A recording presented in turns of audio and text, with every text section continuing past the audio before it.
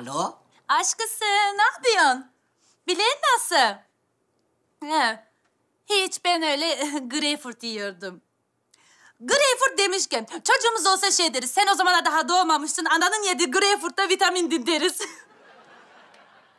Nereden mi çıktı? Bir ihtimal hamile olabilirim. Alo?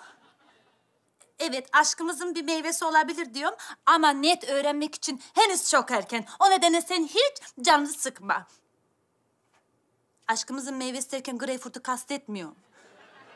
Evet, doğru duydun aşkısı. Yani belki hani bir ihtimal, kesin değil ama sanırsam baba oluyor. Baba mı? Annem de inat ki inat. 20 yıldır vermiyor tarifleri ya. 9 doğurdu gene de vermedi annem. Kim doğurdu? Vasfiye teyzeyi anlatıyorum Selahattin ya. Dinlemiyor musun sen beni? Ya o uğursuzdan ne çektik be?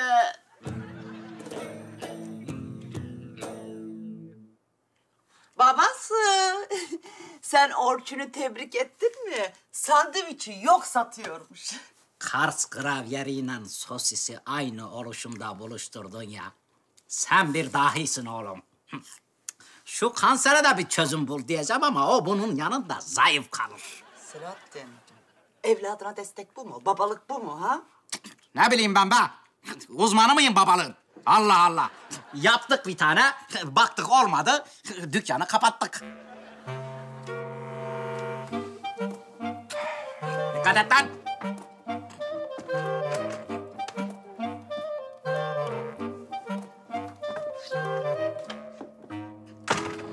Gerizekalı.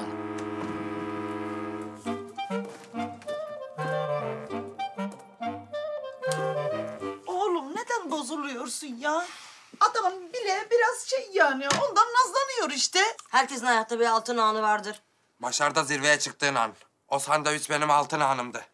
Ama babasından takdir görmedi. Yapmışmış, olmamışmış.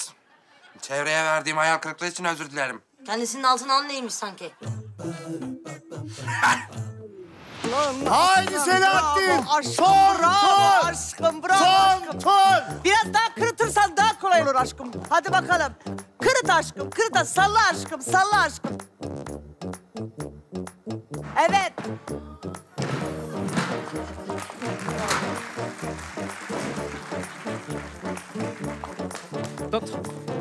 Dur. Bismillah ya Allah. Senin tarzın bu aşkım.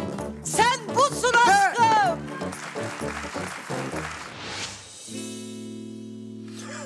Onun yanında senin sandviç Nobel alır. Kızım sen niye sürekli ortalığı babalıyorsun ya? Neden hep en entim aile ilişkilerimizin içindesin? Sürekli biri bizi gözetliyor. Senin aşağıda işin yok mu ya? Sen kafedeyken ben mutlulukta zirveyim. Öyle mi üzdün? Kızın yüzü düştü ya. Halbuki normalde 32 diş gülümseyen bir papatya bu. Değil mi? Anne. Ya bir tane dehşet içinde bakın ifadesi var. Bak böyle sabit duruyor maske gibi. Suratına düştüğünü nereden anladın ki? Anne. Bundan daha çok çeşitli mimikleri olan kedi gördüm ben. Bunalıma soktunuz kızı ya. Neşe Pınar'ıydı ya, biz soktuk.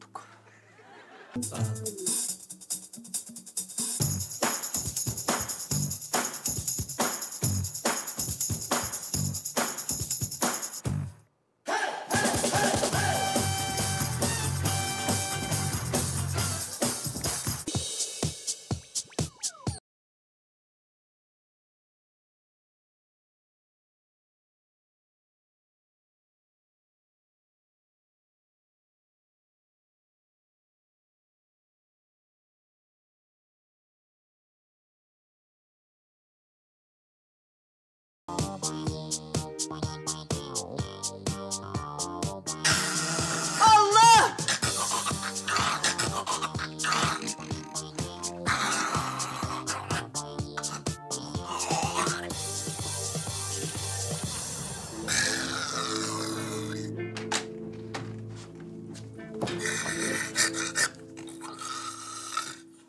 Bu bir insan mı?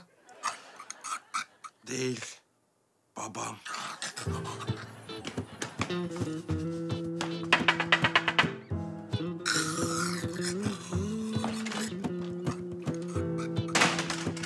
Ejderha mı besliyorsunuz ya evde? Bu ne?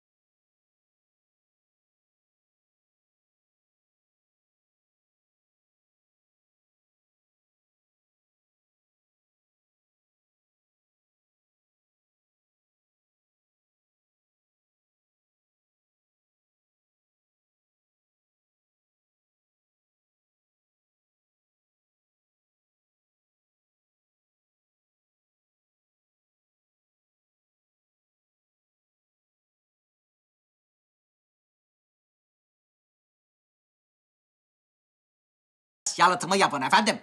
Hastalık bu. Uyku apnası. Uyku apsası. Neyse. Kafaya bir şey takıyorsun. Sabah 5'e kadar uyumuyorsun. Sonra bir dalıyorsun. Sarsın yanımda vidanjör yatıyor ya. Stresliyim. İş, güç, para. Daha bu ses yalıtımına da çok para gider ha. Çok mu komik? Ha? Bir gün yürürken ayakta çat diye uyursam görürsünüz. Sonra bir gece ansızın haber gelirse karanlık bir sokakta düştü, baygın uyuyor diye. O sokakta uyuyanlara üzülürüm. Lan! Ama Selahaddin bir yerde haklı. Para pul işlerin anay. Çok borç var. Dikkatli harcamak lazım evladım. Ne olacağı belli değil. Belki Selahattin işe gelirse düzelir. Hiç sevmem gündüz evde erkek. Nasıl yahu? İşe gelmeyecek mi ki? Turp gibi adam. Aa öyle demeyin ama bu hastalıktan ölen varmış. Horlamaktan öleni de hiç duymadım. O Gülistan'ı öldürecek yakında. Söyle ona kalksın gelsin işe. Yetti artık yahu. Her gün bir bahane. Ya uykusuz ya bileği bir şey. Aman numara yapıyor işte.